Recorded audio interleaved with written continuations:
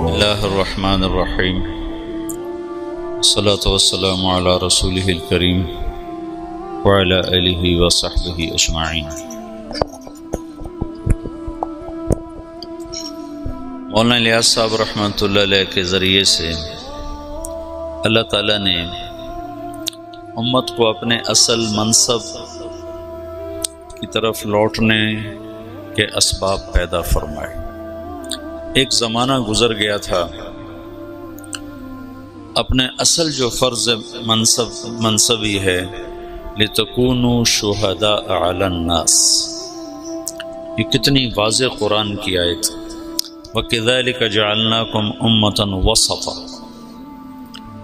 لِتَكُونُوا شُهَدَاءَ عَلَى النَّاسِ، شہادت علی الناس، لوگوں تک اللہ کا پیغام پہنچانا، گواہی دینا، قولوا لا الہ الا اللہ تفلحوا۔ اسی کی کڑی ہے پھر معاشر میں بھی یہ گواہی دینا کہ ہاں یا اللہ تیرے نبیوں نے سچ بات بتائی تھی۔ یہ بیچ میں ایک زمانہ گزرا جس میں یہ سبق محو ہو گیا۔ دعوت حق اور باطل دونوں کے ساتھ، دونوں کی تاریخ اتنی پرانی ہے جتنی انسان کی پرانی ہے۔ آدم علیہ السلام اترے، ساتھ شیطان بھی اترا۔ شیطان نے بھی دعوت دی اور آدم علیہ السلام نے بھی دعوت دی۔ دونوں کی دعوت، بلکہ اس سے پہلے وحی ہے۔ میں نے کئی دفعہ یہ مضمون بیان بھی کیا ہے کہ شیاطین کی بھی وحی ہے، وَإِنَّ الشَّيَاطِينَ لَيُوحُونَ إِلَىٰ أَوْلِيَائِهِمْ، پھر ان کی وحی کی حیثیت ہے یوحی بعضهم الی بعض زخرف القول غرورا، اور اللہ تعالیٰ کی وحی ہے انا اوحینا الیک کما اوحینا الی نوح والنبیین من بعد، اس وحی کی کیفیت ہے بالحق انزلناہ وبالحق نزل۔ شیطان کی وحی ہے زخرف القول غرورا، اور اللہ کی وحی ہے بالحق انزلناہ بالحق نزل۔ خود و اپنی ذات میں ذالکم اللہ ربکم الحق، پھر اس کا قول قولہ الحق، پھر اس کا نزول اور انزال دونوں حق، بالحق انزلناہ بالحق نزل، اور جس پر اترا ہے وہ بھی حق۔ وآمنوا بما نزل علی محمد وہو الحق من ربہم، تو ہوا کا مرجع محمد بھی بنتا ہے۔ تو حق سے اللہ کی وحی مزین ہے، اور زخرف القول غرورا سے شیطان کی جو وحی ہے وہ مدلس اور ملمع ہے۔ تو شیطان وحی سے شروع کرتا ہے، انبیاء اللہ بھی وحی سے شروع کرتا ہے۔ پھر شیطان داعی بن کے آتا ہے الا ان دعوتکم فاستجبتم لی، اور انبیاء بھی داعی بن کر آتے ہیں رب انی دعوت قومی لیلا و نہارا۔ تو یہ دونوں ایک دفعہ میں نے قرآن میں دیکھا تو ساتھ ساتھ یہ کڑیاں چلتی ہیں۔ پھر شیاطین کی دعوت میں بھی فنائیت ہے، ثم لآتینہم من بین ایدیہم ومن خلفہم وعن ایمانہم وعن شمائلہم، یہ فنائیت ہے کہ بالکل اپنے آپ کو جھونک دوں گا۔ اور انبیاء کی دعوت میں بھی فنا ہو جانا ہے، رب انی دعوت قومی لیلا و نہارا، اور لعلک باخع نفسک الا یکون مؤمنین، اور لعلک باخع نفسک علی آثارہم ان لم یؤمنوا بهذا الحدیث اسفا، اور فلا تذهب نفسک علیہم حسرات۔ یہ آیات بتاتی ہیں کہ انبیاء کیسے فنا ہو کر دعوت میں لگتے ہیں، شیطان بھی فنا ہو کے لگتے ہیں، اپنا سب کو کہ بما اغویتنی لأزینن لهم فی الارض ولأغوینہم اجمعین، ایسی طاقتور تعبیر اپنی وہ اللہ تعالیٰ بتا رہا ہے، یہ یوں مجھ سے کہہ رہے ہیں۔ تو میدان میں چونکہ حق ایک مانوی چیز ہے، باطل بھی ایک مانوی چیز ہے، کیفیت ہے نا، میں کہتا ہوں اللہ ایک ہے، ایک کیفیت ہے، اور ایک کہتا ہے بارش کا اللہ اور ہے، اور سورج کا اللہ اور ہے، اور اولاد کا اللہ اور ہے، وہ بھی ایک کیفیت ہے۔ میں اللہ میں شریک ٹھہراتا ہوں، اللہ نہ کرے، اور ایک اللہ، میں اللہ کو واحد مانتا ہوں، یہ کیفیات ہیں۔ تو کیفیات کو وجود میں لانے کے لیے ڈنڈا نہیں ہوتا ہے، دعوت ہوتی ہے۔ کیفیات کو اندر میں اتارنے کے لیے طاقت نہیں ہے، دعوت ہے، ڈنڈا نہیں ہے، دعوت ہے۔ اکثر انبیاء فقراء ہیں، مساکین ہیں، تو یہ دعوت کا سلسلہ آدم علیہ السلام سے عیسیٰ علیہ السلام تک چلا ہے. لکل قوم ہاد وَإِن مِّنْ أُمَّةٍ إِلَّا خَلَا فِيهَا نَذِيرٌ. یہ عیسیٰ علیہ السلام تک. یہ ایک عورت عیسیٰ علیہ السلام سے مسئلہ پوچھنے، تو فرمایا بنی اسرائیل سے ہوگا؟ نہیں. کہا اماں میں بنی اسرائیل کی گم شدہ بھیڑوں کو تلاش کرنے آیا ہوں، میں تمہارے لیے پیغام نہیں لایا. لکل قوم ہاد. جالینوس اور عیسیٰ علیہ السلام کا زمانہ ایک ہے. یہ جوارش جالینوس یہ یونانی تھا، مصر میں رہتا تھا، موحد تھا. اسے کسی نے کہا کہ ایلیا میں یروشلم بیت المقدس جو آج کا نام ہے فلسطین میں ایک حکیم ہے جو مردے زندہ کر دیتا ہے. تو جالینوس نے کہا وہ یقیناً نبی ہوگا، مردے زندہ کرنا کسی طبیب کا کام نہیں ہے. تو جالینوس کے ذمہ ایمان لانا نہیں تھا عیسیٰ علیہ السلام پر کہ وہ مصر میں ہے، بنی اسرائیل سے نہیں ہے، یونان سے ہے.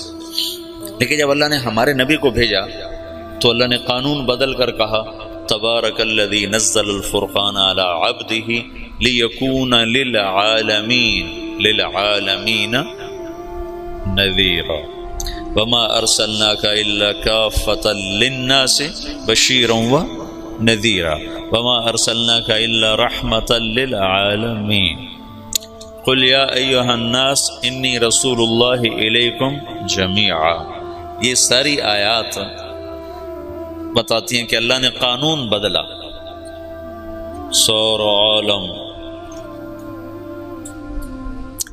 اس لحاظ سے تو کسی بڑے طاقتور لولا نزل هذا القرآن على رجل من القريتين عظیم جو کہا تھا مکے والوں نے.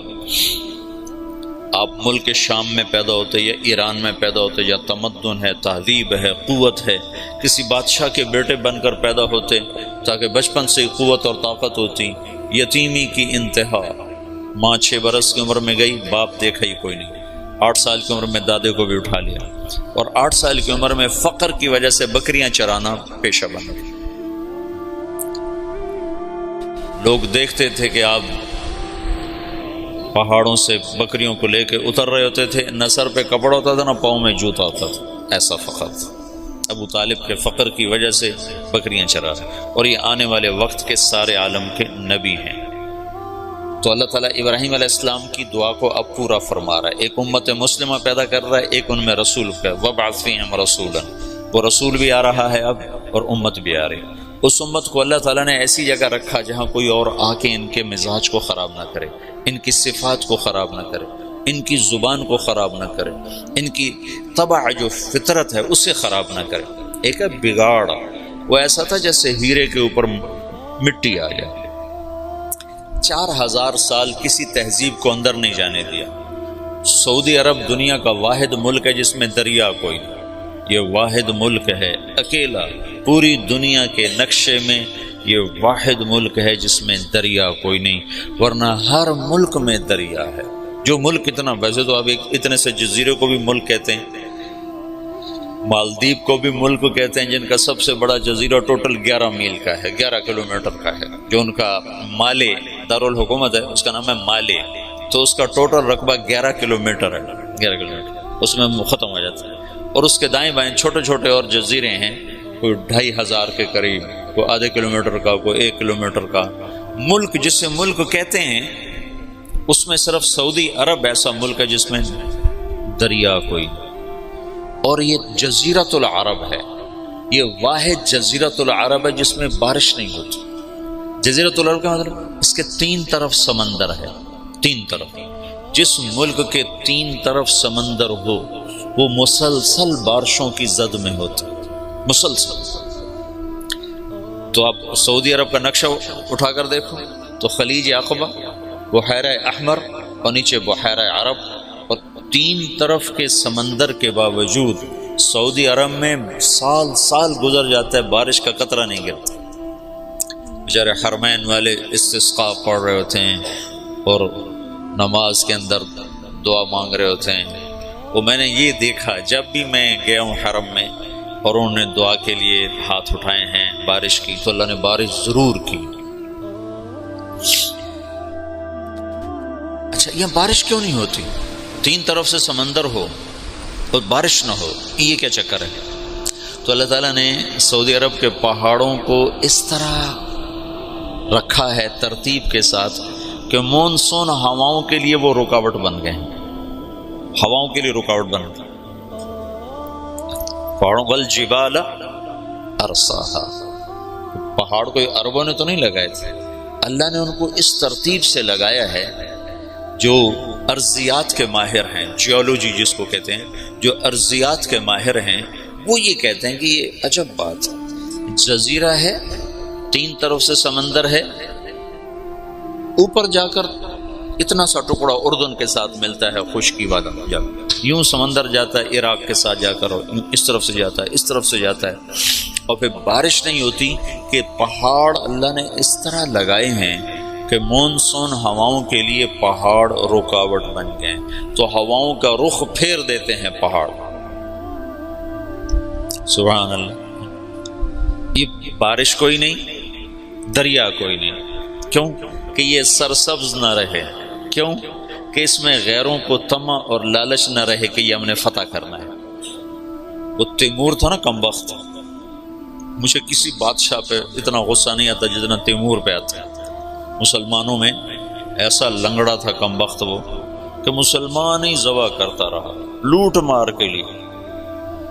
تو کسی نے اس کو کہا ہندوستان میں بڑا خزانہ ہے، تو ہندوستان کتنے ہزاروں میل دور سمرقند سے اور پورا لشکر لے کر دلی پہ چڑھ گیا اور لاکھوں انسان ذبح کر دیے اور خزانہ لوٹ کے لے گیا۔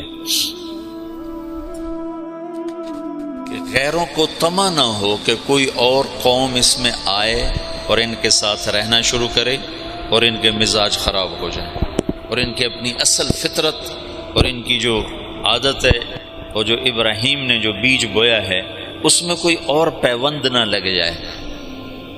اس لیے اللہ نے بارش نہیں رکھی، سرسبز نہیں رکھا، فقر۔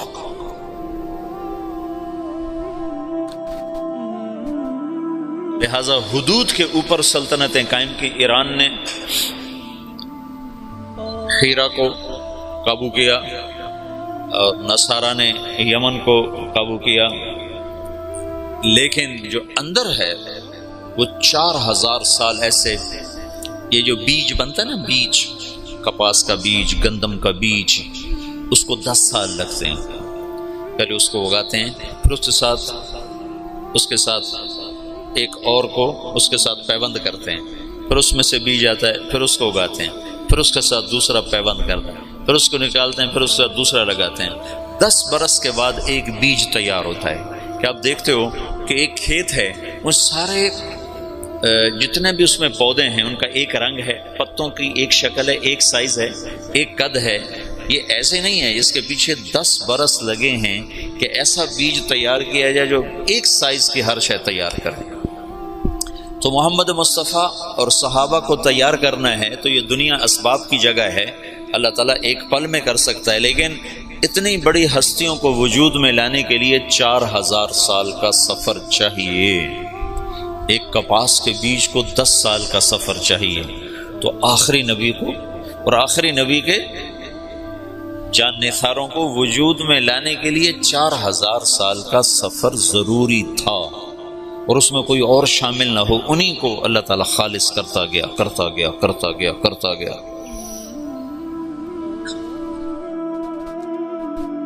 اور پھر جا کر اللہ تعالیٰ نے محمد بن عبداللہ صلی اللہ تعالی علیہ وسلم کو وجود بخش اور کہا اٹھ قم فانذر وربک فکبر وثیابک فطہر والرجز فہجر ولا تمنن تستکثر ولربک فاصبر۔ اور دوسرا قم کہا قم اللیل الا قلیلا نصفہ او انقص منہ قلیلا او زد علیہ ورتل القرآن ترتیلا۔ تو اللہ کا نبی موجود ہے، صحابہ موجود ہیں، اور قرآن اتر رہا ہے، اپنی جگہ پر آیت فٹ ہو رہی ہے۔ عمر رضی اللہ تعالیٰ عنہ نے عبداللہ بن عباس سے پوچھا یہ کیسے اختلاف ہو جائے گا؟ اللہ کے نبی نے خبر تو دی تھی کہ اختلاف ہو، من یعش منکم من بعدی وسیرا اختلافا کثیرا۔ تو حضرت عمر کہنے لگے اختلاف کیسے ہوگا؟ قرآن تو ایک ہے، اور رسول بھی ایک ہے۔ تو عبداللہ بن عباس نے کہا اختلاف ایسے ہوگا کہ آج قرآن اتر رہا ہے اور ہم دیکھ رہے ہیں یہاں اترا، اس موقع پر اترا، اس وجہ سے اترا۔ بعد میں آنے والی جو نسل ہوگی وہ قرآن ان کے سامنے ہوگا، اترنے کی جگہ ان کے سامنے نہیں ہوگی، تو اس آیت کو یہاں فٹ کریں گے، وہ اس آیت کو یہاں فٹ کریں گے، اس سے ان میں ٹکر ہو جائے گی۔ تو عمر رضی اللہ تعالیٰ نے ایک آہ بھرے گا، آئے ہائے ہاں یہ ہو جائے گا۔ تو اللہ کے نبی ایک ماحول بنا رہے ہیں، ہر آدمی سمجھ رہا ہے کہ میں دعوت کے لیے پیدا ہوا ہوں، دعوت دینا میرا کام ہے، میرا منصب نہ ملک ہے نہ مال ہے، میں پوری دنیا کے انسانوں کو اللہ کا پیغام پہنچانے کے لیے دنیا میں آیا ہوں۔ یہ رسول بھی اس لیے آیا ہے کہ پوری دنیا کے انسانوں تک اللہ کا پیغام پہنچا۔ دعوت میں تقریر نہیں ہے لمبی، آپ اسلم تسلم دیکھتے نہیں ہو۔ اللہ کے نبی کے خطوط کتنے مختصر، اللہ کے نبی کے خطبے کتنے مختصر۔ واضح و نصیحت کی زبان لمبی ہے، دعوت کی زبان مختصر ہے۔ ہاں دعوت کا درد بڑا لمبا ہے، دعوت کی تڑپ بڑی بے قرار کرنے والی ہے۔ اس بے قراری میں بھی ایک اللہ تعالیٰ نے مزہ رکھا ہے، وہ مزہ دیا تڑپ نے کہ یہ آرزو ہے میری، میرے دونوں پہلوؤں میں دل بے قرار ہوتا۔ اس کی بھی ایک تڑپ ہوتی ہے، اس تڑپ کا نام تبلیغ ہے۔ مولانا الیاس صاحب سے تبلیغ کا کام لیا جا رہا ہے۔ خطابت کے میدان میں عطاء اللہ شاہ بخاری شاہ سوار ہے، عشاء کے بعد کھڑا ہوتا ہے اور فجر کی اذان ہوتی ہے اور مجمع نہ سوتا ہے نہ اٹھتا ہے۔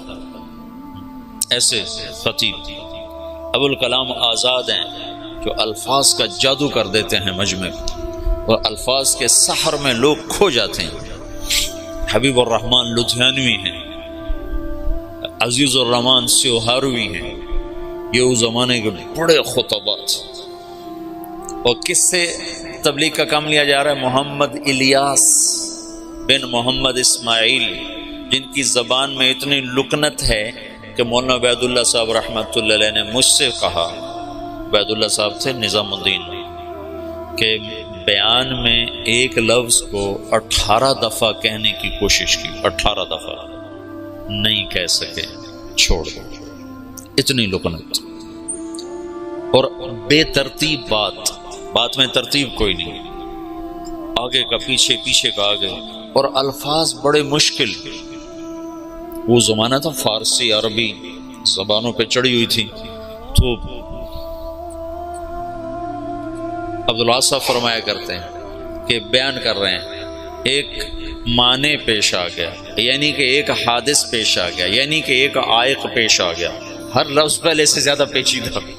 یہ مولانا الیاس صاحب کے بیان کی مثال دیا کرتے ہیں حاجی عبداللہ صاحب، پیچیدہ بات۔ ایک میں باتی اٹھا باہر نکلا تو آگے مولانا ابو الحسن علی ندوی رحمۃ اللہ علیہ بیٹھے تھے، کہنے لگے میاں جی کچھ سمجھے یہ کیا کہہ رہے ہیں بابا جی؟ وہاں کو یقین کی بات کر رہو، یقین سمجھو، یقین اب کو یقین کی بات کر رہو، کچھ اللہ پہ یقین۔ وہ کلمے کی دعوت بڑی دے دیتے نا، اللہ سے ہوتا ہے مخلوق سے نہیں ہوتا، مخلوق اللہ کے بغیر کچھ نہیں کر سکتا۔ اس کو اجمالی طور پر چھوڑ گئے، مولانا یوسف صاحب نے اس کو کھولا۔ تو خطابت کے شاہ سواروں کو چھوڑ کر جس کو بولنا بھی نہیں آتا، موسیٰ علیہ السلام کی سنت کو زندہ کیا جا رہا ہے کہ اٹھ تو جا، اذهب الى فرعون انه طغى۔ وہ کہتے ہیں لا ينطلق لسانی، میں تو بول نہیں سکتا ہوں، رب تجھے میں نے پسند کیا ہے، اصطنعتک لنفسی، تو میرا انتخاب ہے، تو جا۔ کہا پھر میرا بھائی تو میرے ساتھ کر، کچھ بولے تو صحیح۔ کہا چل وہ بھی لے جا۔ تو ایک ماحول ہے دعوت کا، اور صحابہ سمجھ رہے ہیں کہ ہم ملک و مال کے لیے نہیں آئے، فتوحات کے لیے نہیں آئے، ہم دعوت دینے کے لیے آئے ہیں۔ اور ایک فضا بنی ہے جس میں ہر بچہ، ہر عورت، ہر مرد، اس کا اندر کا ایک غم ہے کہ میں کس طرح لوگوں کو جہنم سے نکالنے کا سبب اور ذریعہ بن جاؤں۔ لہٰذا وہاں یہ سمجھنا نہیں پڑتا تھا کہ بھائی یہ کیا کام کر رہے ہیں، آتے ہی پتہ چل، جیسے یہاں کوئی آدمی آتا ہے کہتا ہاں بھائی یہاں پڑھائی ہو رہی، یہاں تعلیم ہو رہی۔ تو اللہ کے نبی نے دعوت کا ایک ماحول قائم کیا۔ ایسے علمی حلقے اللہ کے نبی کے زمانے میں نہیں لگے۔ پوچھنے یسألونک عن المحیض، یسألونک عن الیتامى، یسألونک عن المواقع، عن الاہلہ، یسألونک عن الانفال، پوچھنے پر محفل لگ جاتی تھی، لیکن آؤ بے میں تمہیں مسائل سکھاؤں، ایسا کچھ نہیں ہوتا تھا۔ ترغیب کے لیے مجالس قائم کی ہیں، مسائل سکھانے کے لیے پوچھنے پر، بن پوچھے نہیں ہے۔ تو علم کے لیے الگ خاص سے کوئی جماعت نہیں بٹھائی ہے، اپنے اپنے استعداد کے مطابق ہر آدمی لیتا چلا گیا ہے۔ جب آپ دنیا سے گئے ہیں تو آپ کیا کر گئے ہیں؟ ان اللہ بعثنی کافۃ للناس رحمۃ فأدوا عنی، اور اب حجۃ الوداع میں کیا کر گئے ہیں؟ فلیبلغ الشاہد الغائب، میرا پیغام غائبین تک پہنچانا میری امت کے ذمے ہے۔ اور دعا کر کے گئے ہیں نضر اللہ امرأ سمع مقالتی فوعاها ثم اداها كما سمعها فرب مبلغ اوعى من سامع۔ اس کے بعد جب آپ 11 ہجری کو دنیا سے تشریف لے گئے ہیں اور صدیقی دور آیا ہے تو تمام صحابہ ہیں، اور آپ نے مجمل چھوڑا، متعین نہیں کیا۔ اور اس میں وہ کون سی کتاب ہے؟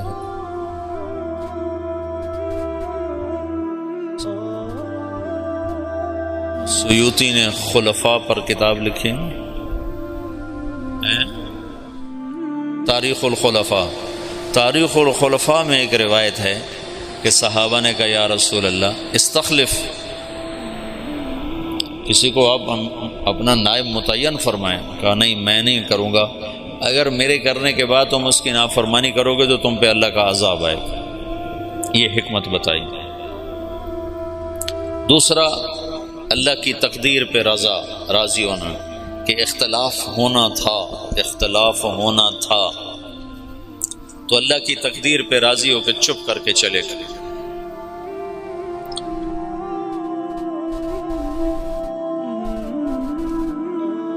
انصار کی بہت بڑی قربانی ہے اس موقع پر۔ جب آپ کا انتقال ہوا ہے تو آپ کی طبیعت پہلے ٹھیک ہو چکی تھی، ابوبکر چلے گئے حوالی، اور پیچھے صرف ازواج مطہرات ہیں۔ آپ کے انتقال پر وہ وہاں سے آئے ہیں اور افراتفری مچی ہے، رونا دھونا مچا ہے۔ مدینے میں انصار میں منافقین کی تعداد آپ کی وفات تک موجود رہی ہے، یہ تو معلوم ہے نا۔ اور وہ اللہ کے نبی کو پتہ تھا یا حضرت حذیفہ کو پتہ تھا، اور کسی کو نہیں پتہ تھا۔ اور ہوئی بات اثر کرتی ہے۔ مجھے تحقیق نہیں ہے، لیکن میرا وجدان ہے جو کچھ میں نے پڑھا بار بار، کہ وہ جو سقیفہ تو بنی ساعدہ کا قصہ ہوا، اس کے موجد منافق ہوں گے، تو کسی کو پتہ ہی نہیں ہے کہ یہ منافق ہے، یہ منافق ہے، تو ہر ایک کو مسلمان سمجھ رہے ہیں، تو انہوں نے یہ شوشہ چھوڑا ہوگا۔ پھر اس کے جیسے افق کے واقعے کو چلانے والا عبداللہ بن ابی، لیکن حسان بن ثابت اس میں پھنس گئے، اور مصطح بن اثال اس میں پھنس گئے، اور حمنہ بنت جحش رضی اللہ تعالیٰ عنہ، یہ 3 مخلصین اس کی لپیٹ میں آ گئے، اور ان کو بعد میں حد لگی، منافقین کو چھوڑ دیا گیا۔ تو آپ کے انتقال کے بعد سارے لوگ مسجد میں جمع ہیں، انصار جمع ہو گئے بنو ساعدہ کے ڈیرے پر، بیٹھنے کی جگہ۔ آج کل وہاں ایک باغیچہ بنا ہوا ہے، اور وہ ہے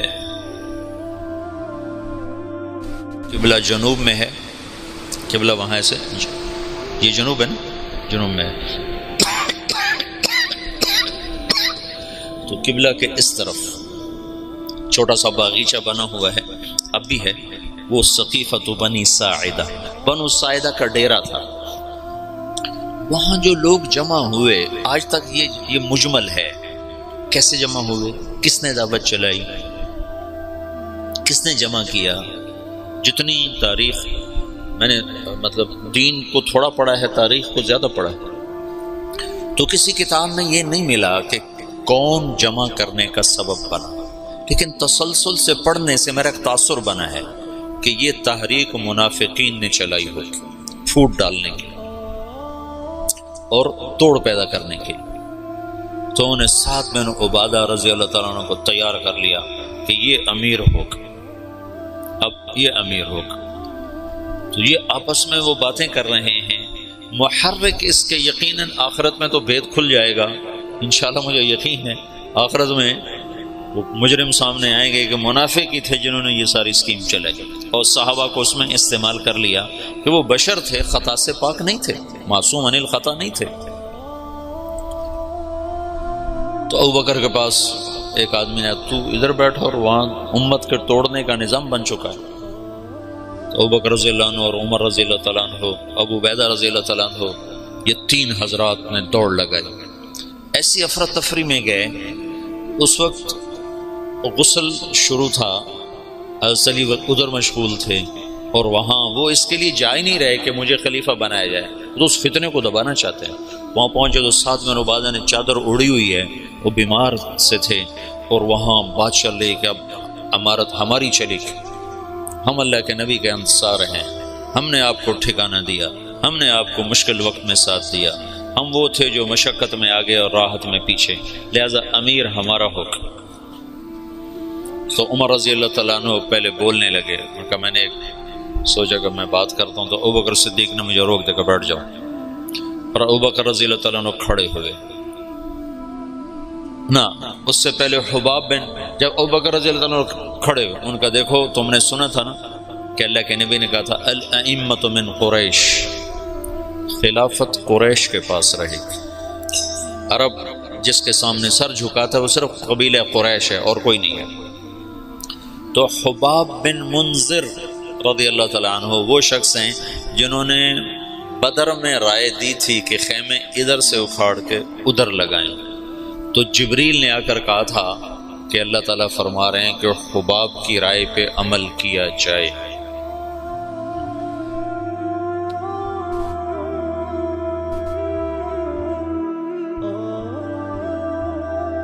ہر انسان ہر وقت ایک حال پہ نہیں رہتا ہے.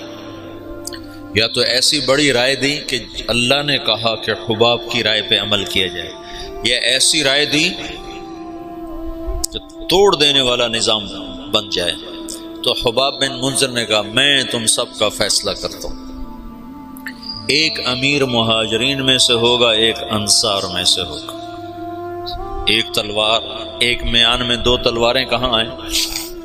تو ابوبکر رضی اللہ تعالیٰ عنہ کو سختی سے ڈانٹ دیا، ڈٹ جا، امت کی وحدت کو فرقت میں تبدیل نہ کر، کو ڈانٹ کے بٹھا دیا. پھر مختصر تقریر فرمائی کہ یہ امر اس وقت تک سلامت ہے جب تک امامت قریش کے پاس، تم ہمارے انصار ہو اور وزراء ہو، ہم تمہارے امراء ہیں. میری طرف سے یہ عمر حاضر ہے، ابو عبیدہ حاضر ہے، اس میں سے کسی کے ہاتھ پر بیعت کر. تو عمر رضی اللہ عنہ نے ایک دم کھڑے ہو کر کہا جس کو اللہ کے رسول نے مصلی پہ کھڑا کیا وہی ہمارا خلیفہ ہے. نمازیں پڑھائی نے 17، تو حضرت عمر نے بیعت کی تیزی کے ساتھ، ابو عبیدہ نے اس کے پیچھے. پھر اللہ تعالیٰ کی غیبی مدد آئی. انصار کی یہ قربانی. زندگی میں ایک اصول سیکھو، اللہ تمہیں توفیق دے، مجھے توفیق دے. میں نے اس میں بہت نفع پایا. اپنی رائے سے پیچھے ہٹ جانا سیکھو. رائے پہ جمنا تو طبعی چیز ہے، رائے پہ اصرار تو فطری چیز ہے. بچہ بھی کہتا ہے میں نے ادھر جانا ہے، میں نے ادھر جانا ہے، ماں کہتے نہیں جانا تو وہ روتا ہے. اتنی چھوٹی عمر سے رائے کا اصرار شروع ہو جاتا ہے. تو رائے سے ہٹنا سیکھو بشاشت کے ساتھ.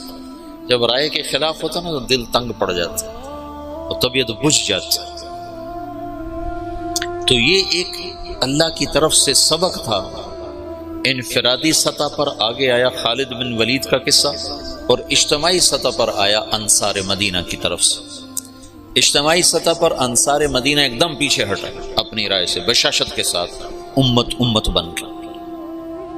اگر وہ نہ ہٹتے تو پہلے دن ہی توڑ تھا، اگر وہ ہٹتے اور دل ان کے ساتھ نہ ہوتے تو بھی توڑ تھا.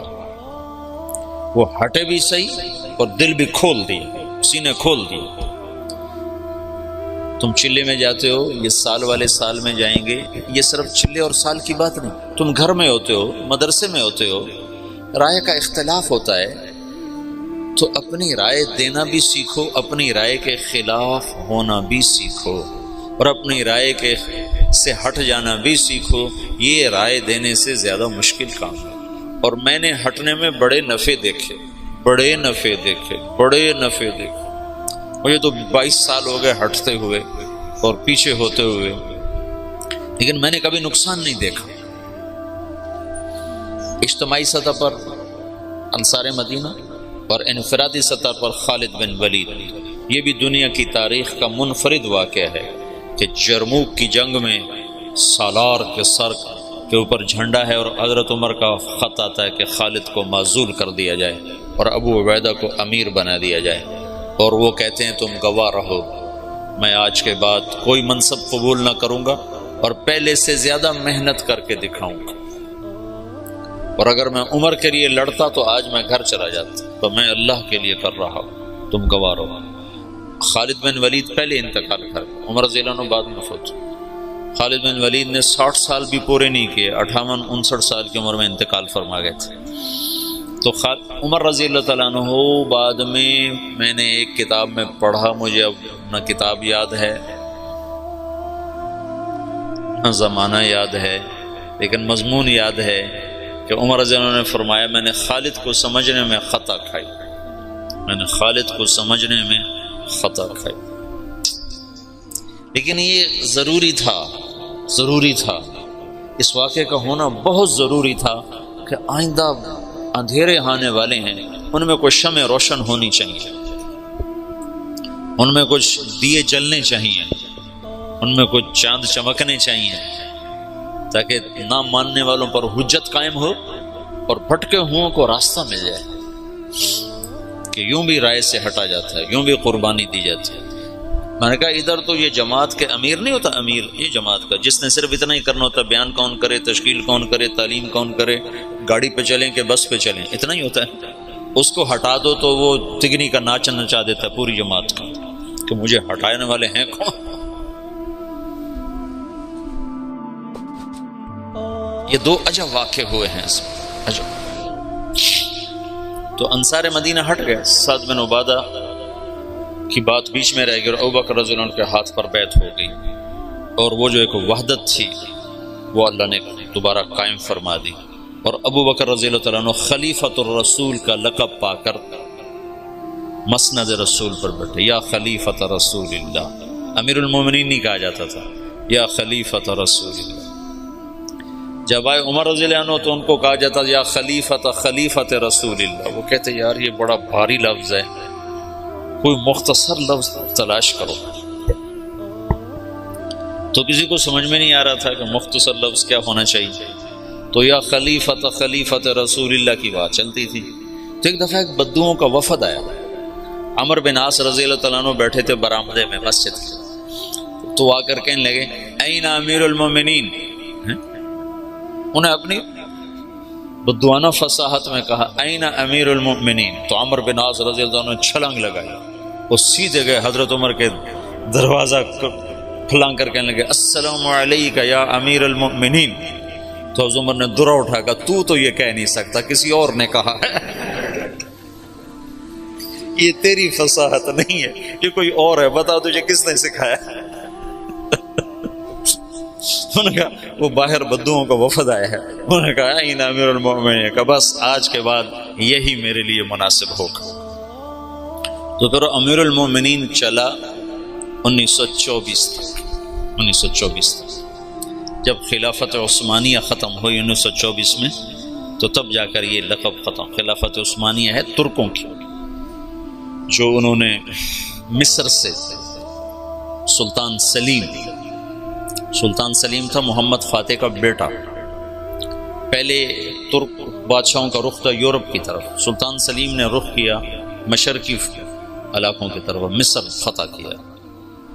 مصر میں بڑی خوبصورت حکومت تھی، مملوک ممالک بحریہ، ترکی تھے، لیکن وہ بنو عباس کو برکت کے طور پر خلیفہ بناتے تھے، طاقت ساری ان کے پاس، اور ان کا تبرک کا نام تھا خلیفہ امیر المومنین، اس کو کہا جاتا تھا۔ تو پھر سلطان سلیم نے وہ کٹ پتلی سلطنت خلافت کی ختم کی اور خلافت کا وہ ایک آبا وہ اور سب کچھ لے کر استنبول آیا اور یہاں پھر امیر المومنین ترکوں میں منتقل ہو. پھر مصطفیٰ اتا ترک نے جب پہلی جنگ عظیم کے بعد اسے ختم کیا. آخری جو خلیفہ تھا وہ سلطان عبد الحمید تھا. عبد الحمید اور عبد الحمید کے باپ عبد المجید نے یہ مسجد نبوی بنائی اور حرم بنایا جو پرانا اب تو پرانا ہو گیا لیکن اس وقت کے لحاظ سے یہ بہت بڑا حرم تھا مسجد نبوی کا اور مکے کا. خلافت صدیقی کا جو پہلا سال ہے وہ فتنوں کی نظر ہو گیا کہ لوگ مرتد ہو گئے، عرب مرتد ہو گئے، پھر ان کو واپس لانے میں ایک وقت لگا. پھر ایک سال کے بعد ابوبکر رضی اللہ تعالیٰ عنہ نے کبھی اللہ کے نبی نے ہمیں ذمہ کیا تھا کہ میرا پیغام آگے پہنچاؤ تو اب تم لوگ نکلو. تو انس تو اس میں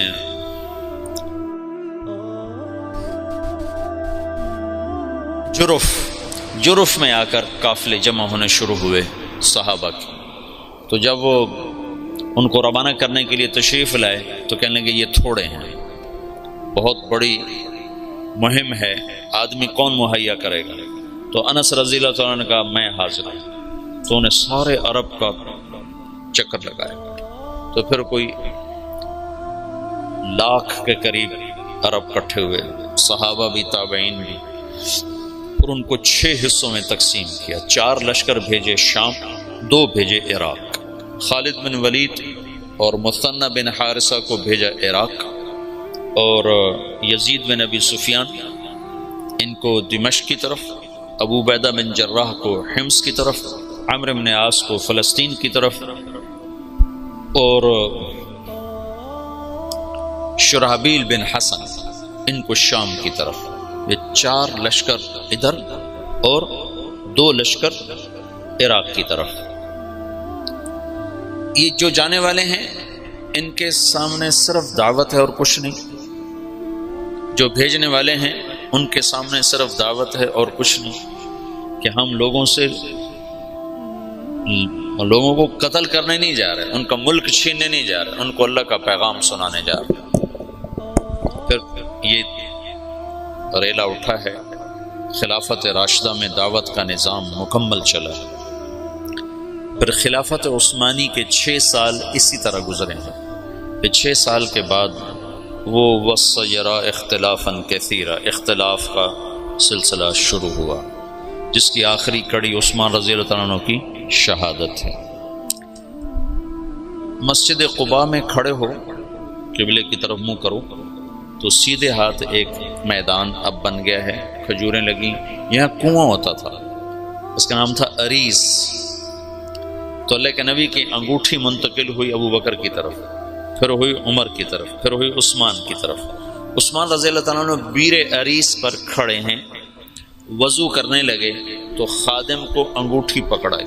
اس نے یوں ہاتھ کیا، انہیں ایسے رکھی، اس کے ہاتھ سے پھسلی اور کنویں میں چلی گئی. تو عثمان رضی اللہ تعالیٰ عنہ نے کنویں کا سارا پانی نکلوا دیا اور نیچے سے مٹی کھدوا دی اور انگوٹھی نہیں ملی. اٹھا لی اللہ تعالیٰ. خاتم نبوت. میں نے وہ کنواں فوٹو میں دیکھا ہے، ویسے نہیں دیکھا. چھوٹا سا کنواں، اور اس میں پانی بھی اتنا زیادہ نہیں ہوتا تھا. عرب کے کنویں میں تھوڑا سا پانی ہوتا تھا. سارا ڈھونڈ مارا، انگوٹھی نہیں. اس انگوٹھی کے گم ہوتے ہی اختلاف اور افتراق، اور عبداللہ بن سبا جو یہودی تھا اور مسلمان بن کے داخل ہوا، جو شیعہ مذہب کی بنیاد بننے جس نے ڈالی، وہ اختلاف چلتے چلتے چلتے چلتے آخر حضرت عثمان رضی اللہ عنہ کی شہادت پر ختم ہوا. اللہ کے نبی نے حضرت عثمان سے فرمایا تھا میرے بعد تجھ سے خلافت کی کرتے کو اتارنے کے لیے کہا جائے گا. تم نے کرتا نہیں اتارنا، شہادت کو قبول کرنا ہے، ورنہ تیرا میرا آخرت میں جوڑ نہیں ہو سکے گا، مجھ سے مل نہ پاؤ گے. تو ان لوگوں نے مطالبہ کیا، فسادیوں نے، کہ تم حکومت چھوڑ دو، ہم تمہیں کچھ نہیں کہتے. کہیے تو میں نہیں چھوڑوں، میں صابر محتسب قتل ہو جاؤں گا، یہ کام نہیں کروں گا. شہید ہو گئے. تو علی رضی اللہ تعالیٰ عنہ کو خلیفہ بنے، انتہائی تشویشناک حالات۔ حضرت حسن آئے، کہنے کہ ابا خلافت قبول نہ کر ورنہ تیرے اوپر قتل عثمان لگ جائے گا۔ حسن رضی اللہ عنہ اتنے صاحب فراست تھے کہ انتہا کی بات کہ ابا خلافت قبول نہ کر، تیرے اوپر قتل عثمان کا داغ لگ جائے گا۔ کہا میرے اوپر کیسے لگ سکتا، میں تو بری ذمہ ہوں۔ اچھا پھر دیکھ لیں۔ اور اس وقت وہ انکار بھی نہیں کر سکتے تھے، اتنے پھنسے ہوئے تھے۔ بیعت فرمائی، بیعت کا ہونا تھا کہ یہ بات چل پڑی کہ یہ علی نے عثمان کو قتل کروایا ہے خلافت پر قبضہ کرنے کی۔ کہ ابا میں تمہیں کیا کہتا تھا۔ پھر جب خلیفہ بنے تو پھر آئے، کہنے لگے دیکھو کسی گورنر کو معزول نہ کرو، کسی کو بھی، عثمان کے بنائے ہوئے گورنر کسی کو معزول نہ کرو، اور خاص طور پر معاویہ بن ابی سفیان کو ہرگز معزول نہ کرنا ورنہ وہ تیرے خلاف کھڑے ہو جائیں گے تلوار لے کر۔ جب تک تیری حکومت مضبوط نہ ہو جائے یہ کام نہ کرنا۔ لیکن حضرت علی رضی اللہ تعالیٰ عنہ بڑی بے بسی کی زندگی گزاری، بڑی یقین مانو۔ علی شاہ ولی اللہ تو حضرت علی رضی اللہ عنہ کو ابو بکر پر بھی فضیلت دینے کی طرف مائل ہو گئے تھے، اور جو پہلے محدثین کے راویوں میں آتا ہے نا فیہ التشیع، وہ شیعہ یہ نہیں جو آج کا شیعہ، وہ شیعہ یہ تھا کہ بہت سے بڑے بڑے علماء نے حضرت علی کو فضیلت دی ہے۔ کیوں نہیں؟ ابن ابی شیبہ، اچھا ہاں، عبد الرزاق جو مصنف عبد الرزاق جو مشہور کتاب ہے، تو ایسے بہت سے بڑے بڑے علماء نے حضرت علی کو فضیلت دی ہے باقی تین پر، جو ان پر دکھ گزرے ہیں، جو درد بری کہانی ہے، عجب داستان۔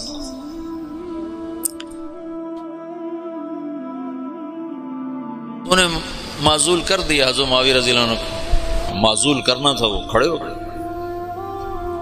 حالات ایسے بن گئے تھے، شام والوں نے زید بن ثابت رضی اللہ تعالیٰ نے حضرت عثمان کا کرتا اور حضرت نائلہ کی کٹی ہوئی انگلیاں، جب وہ قتل کیا گیا تو نائلہ سامنے آئی بیوی، تو ان کی انگلیاں کٹ گئیں، اور وہ کرتا جس میں وہ شہید کیے گئے وہ حضرت زید بن ثابت نے اتار لیا، اور انگلیاں لے کر شام جا کر معاویہ کو پکڑا۔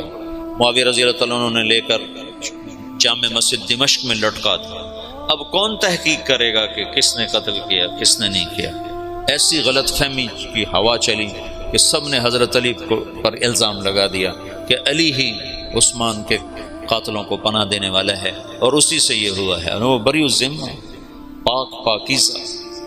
پر اللہ کی تقدیر تھی، یہ جنگ جمل بھی ہونی تھی، جنگ صفین بھی ہونی تھی، اللہ کا نظام تھا، اس میں بھی اس کی حکمتیں رحمتیں چھپی ہوئی ہیں۔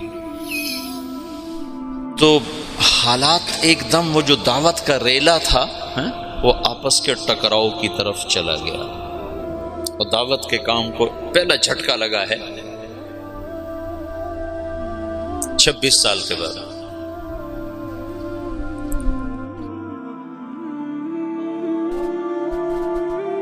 جنگ جمل کی نوبت آ گئی۔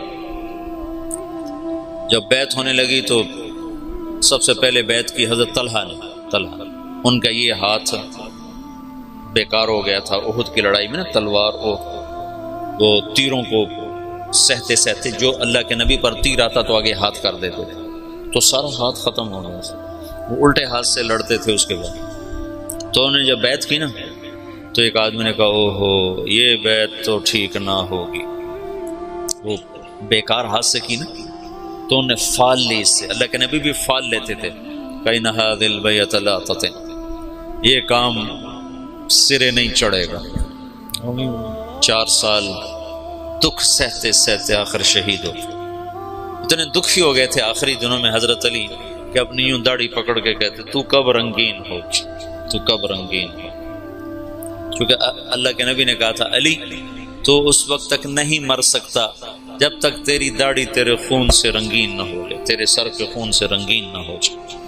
اور صالح علیہ السلام کی اونٹنی کا قاتل اشقا تھا، میری امت کا اشقا وہ ہوگا جو تجھے قتل کرے گا۔ تو پھر ایسے داڑھی کو پکڑ کر کہتے تو کب رنگین ہوگی؟ پھر کہتے وہ اشقا کدھر ہے، وہ اشقا کدھر ہے، وہ آتا کیوں نہیں، وہ کدھر ہے؟ اتنے دکھی ہو گئے تھے، بے وفائی، لوگوں کی جفا۔ حضرت معاویہ رضی اللہ عنہ کو شام کا ٹکڑا ملا جو بڑے سلیقے والے، بڑے طریقے والے، بڑے وفادار، اور حضرت علی رضی اللہ عنہ کو کا امتحان بڑا تھا، بڑوں کے امتحان بھی بڑے، ان کو عراق ملا جہاں کے لوگ منافقانہ عادات اور ہر جتنے بھی عیب، اس لیے تو حجاج اللہ نے ان پہ مسلط کیا، عراق والوں پہ بھرے ہوئے، بے وفائیوں سے بھرے ہوئے۔ تو اس کا آخری نتیجہ حضرت علی کی شہادت پہ نکلا۔ جنگ جمل ہوئی، جس میں حضرت طلحہ جیسے، حضرت زبیر جیسے شہید کر دیے۔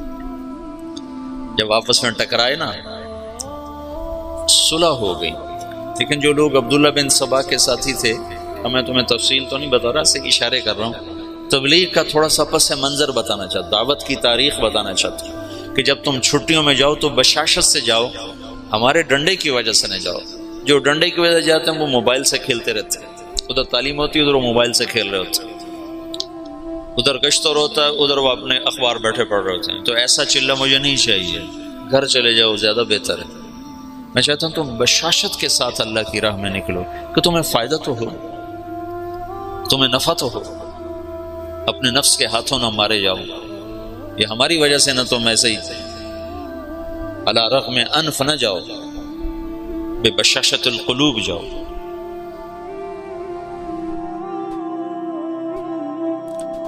جب صلح ہو گئی تو رات کو انہوں نے طے کیا کہ آدھے ادھر حملہ کر دو، آدھے ادھر حملہ کر دو، جو بیچ میں فسادی تھی۔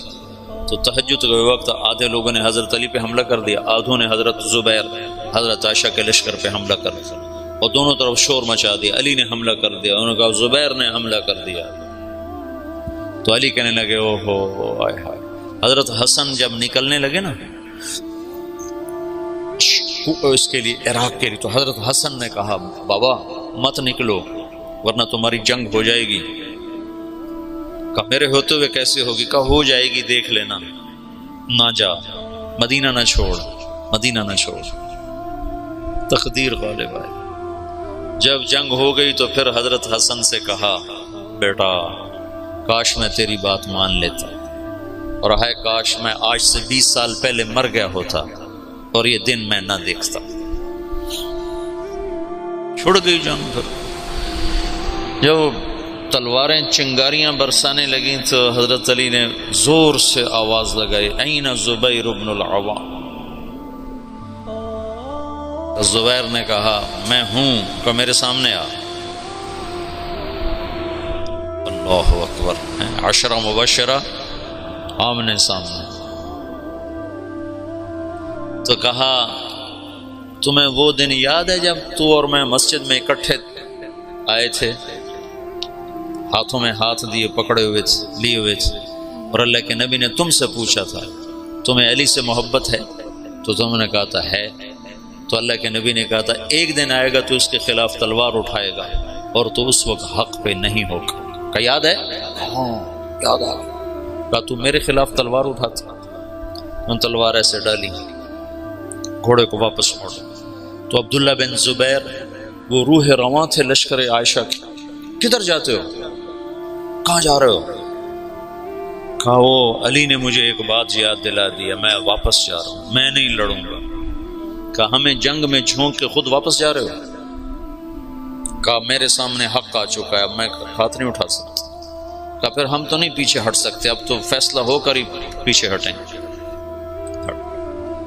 طلحہ رضی اللہ تعالیٰ عنہ کو بھی حضرت زبیر نے کہا زبیر طلحہ یہ بات یاد کر، اللہ کے نبی نے مجھے کہا تھا۔ انہوں نے بھی گھوڑے کو واپس موڑ لی، لیکن ان کو تو ایک تیر لگا اور اس میں وہ گر کے شہید ہو گئے، اور زبیر رضی اللہ تعالیٰ عنہ وہاں سے نکل گئے۔ آگے ایک جگہ سوئے ہوئے تھے تو ابن جرموز نے سوتے سوتے ان کو قتل کر کے ان کا سر کاٹ کے حضرت علی کو آ کر پیش کیا۔ تو حضرت علی نے فرمایا زبیر کے قاتل کو جہنم کی بشارت ہو۔ اللہ کے نبی نے کہا تھا جو زبیر کو قتل کرے گا وہ جہنم کا ایندھن ہے، تو آپ نے کہا زبیر کے قاتل کو جہنم کی بشارت ہو، تو اللہ نے یوں سچ کیا کہ میں تیری خاطر تیرے سب سے بڑے دشمن کو قتل کر کے آیا اور تو مجھے دوزخ کی بشارتیں سناتا ہے، اور تلوار لے کر اپنے گلے پر پھیر دی، خودکشی کر کے مر گیا۔ جہنم سچ ہوگا۔ حضرت طلحہ کی لاش پہ گزرے حضرت علی تو ان کا ہاتھ پکڑ کے نہ یہ چوما اور رونے لگے کہ یہ وہ ہاتھ ہے جس نے اللہ کے نبی کے لیے احد میں ڈھال کا کام دیا تھا اور تیروں کو سہتے سہتے شل ہو گیا تھا۔ اور عبداللہ بنو زبہ نے حضرت عائشہ کے اونٹ کو گھیرے میں لیا ہوا تھا اور ایسے لوہے کی دیوار بن گئے تھے بنو زبہ کو تو حضرت عائشہ ہی بخشوا جائیں گے انشاءاللہ۔ کہتے الموت احلی عندنا من العسل نحن بنو ضبط اصحاب الجمل نحن بنو الموت اذ الموت نزلی ننعبن عفان باطراف الاسل ردوا علینا شیخنا ثم بجلی۔ یہ رجز پڑھ رہے تھے اور جان کی بازی لگا رہے تھے۔ ایک دفعہ ایک شخص ملنے آیا حضرت عائشہ رضی اللہ تعالیٰ عنہ سے، کہا کہاں سے ہو؟ کہا میں بنو زبہ سے ہوں۔ کہا ایک نوجوان میرے اونٹ کے پاس شعر پڑھ رہا تھا، اس کو جانتے ہو؟ کون؟ کہا وہ تو خود تو پردے میں تھے۔ کہا ایک نوجوان کے آواز آ رہی تھی، کہہ رہا تھا یا امنا خیر ام نعلم،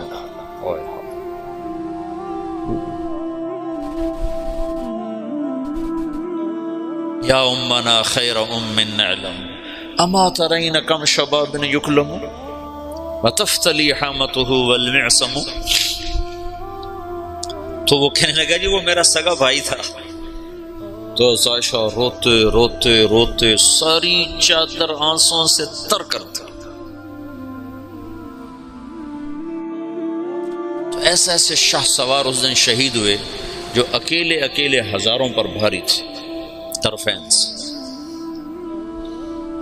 پھر آخر میں عبداللہ بن زبیر رضی اللہ تعالیٰ عنہ نے حضرت عائشہ کے اونٹ کو پکڑا، پھر آخر تک وہ جمے، ورنہ جو آتا تھا وہ قتل ہو جاتا، یا وہ قتل ہو جاتا یا قاتل یا حملہ آور قتل ہو جاتا تھا۔ ایک دو بڑے شاہ سوار آمنے سامنے آئے، دونوں ایک ایک ہزار پر بھاری تھے، ایک ادھر ایک کے ہاتھ میں حضرت عائشہ کا اونٹ، دوسرا حضرت علی کی طرف سے، دونوں ایک دوسرے کے وار سے ایک وقت میں ختم ہو کے گر گئے۔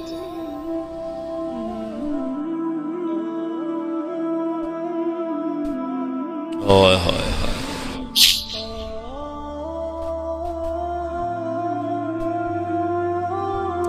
پھر وہ آخر حضرت علی نے کہا اونٹ کو گراؤ ورنہ جنگ ختم نہیں ہوگی، اونٹ کو گراؤ۔ پھر انہوں نے اونٹ پر وار کیے، اونٹ گرا۔ جو دور کے لوگ تھے انہوں نے وہ کو تحقیق پھر تھوڑے ہوتے، ان کو ہو حضرت اما عائشہ تو شہید ہو گئے، بس وہ ایسے دل برداشتہ ہوئے کہ پھر میدان چھوڑ دیا۔ تو حضرت علی نے فرمایا کوئی کسی کے پیچھے قتل کے لیے نہ بھاگے، مال غنیمت کے طور پر مال نہ لوٹا جائے۔ تو محمد بن ابو بکر حضرت عائشہ کے بھائی، اسماء بنت عمیس کے بیٹے، وہ حضرت علی کی طرف سے تھے۔ تو جب اونٹ گرا تو وہ بھاگ کر آئے، انہیں جلدی سے اندر ہاتھ ڈالا۔ تو بہن ہے کہ پتہ کرنے کے لیے کہ خیریت تو ہے۔ اما عائشہ کو تو نہیں پتا کہ یہ ہاتھ کون کس کا ہے، محرم ہے غیر محرم، کون ہے حرم رسول کی طرف ہاتھ بڑھانے والا، اللہ اسے آگ میں جلا دے۔ او میں تیرا بھائی ہوں محمد کا ہو گیا۔ جب مصر پر حضرت معاویہ رضی اللہ تعالیٰ نے چڑھائی کی تو اس وقت محمد بن ابی بکر یہ مصر کے گورنر تھے حضرت علی کی طرف سے، تو ان کو شکست ہوئی اور یہ بھاگے اور پھر پکڑے گئے۔ تو ان کا پیاس سے برا حال تھا، زبان نکل رہی تھی، کہنے کہ مجھے پہلے پانی پلاؤ پھر قتل کرنا۔ تو حضرت معاویہ کے لشکر کے امیر نے کہا عثمان کو تم نے پیاسا مارا یہ حضرت عثمان کے قاتلوں میں شریک تھے۔ محمد بن ابی بکر آ کر ایسے داڑھی پکڑی، حضرت عثمان کی داڑھی کو یہاں سے پکڑ کے یوں جھٹکا دیا، تو انہوں نے کہا تیرا باپ تو اس داڑھی کی بڑی قدر کرتا تھا۔ تو ایسی شرم آئی کہ واپس چلے گئے، بس اس کے بعد حصہ نہیں لیا، لیکن بس داڑھی پکڑنا ہی کافی ہو گیا تھا۔ تو انہوں نے کہا عثمان کو پیاسا مارتے ہو، خود پانی مانگتے ہو، کہ تمہیں اسی پیاسا قتل کروں گا۔ معاویہ بن خدیج ایسے کوئی امیر کا نام تھا، مجھے پورا نام یاد نہیں ہے، ذہن سے نکل گیا، قتل کیا۔ پھر ایک گدھے کی کھال میں اس کی لاش کو لپیٹ کر اسے آگ لگا دی، اور وہ جل گئے۔ حضرت عائشہ کا فرمان سچا ہوا، اللہ اسے آگ میں جلا دے۔